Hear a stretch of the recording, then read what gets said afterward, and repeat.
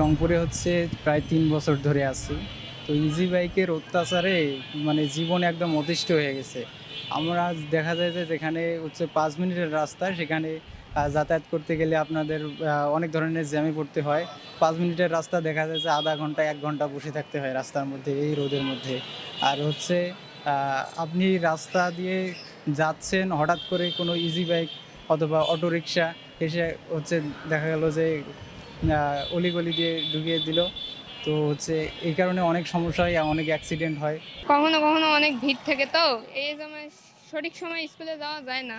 স্কুলে যাওয়া অনেক লেট হয়, ম্যামরা বকে। আর অটো রিক্সা মেলা প্রচুর, এই জন্য স্কুলে মারবে না। হে, দেরি হলে তো মারেই। অটো রিক্সা একটু কম ব্যবহার করলে ভালো হয়। সিটি কর্পোরেশন যদি পদক্ষেপ নেয়, যদি সিটি কর্পোরেশনের লোক থাকে তাহলে পদক্ষেপ নিলে ভালো হতো, জনগণের জন্য সুবিধা হতো। এখানে তো মনে করেন আমাদের রংপুর শহরে অটো আর অটো রিক্সার বেশি জ্যাম সব থেকে, কর্মস্থান নাই আমাদের। মেন সমস্যা হয়েছে এটা। এখন ঘর থেকে বেড়ে পেটের ধান্দায় বেড়াইতে হয়। এই ঘর থেকে বেড়ে কেউ রিক্সা চালায়, কেউ ঠেলা গাড়ি চালায়, কেউ অটো চালায়। এটা নিয়েই মনে করেন জীবন নির্বাহ করে। এই মুহূর্তে মনে করেন একটু যদি যানজট কম হইতো, আমাদের চলাফেরার জন্য মানুষের সুবিধা হইতো, মানুষের জন্য সুবিধা হইতো।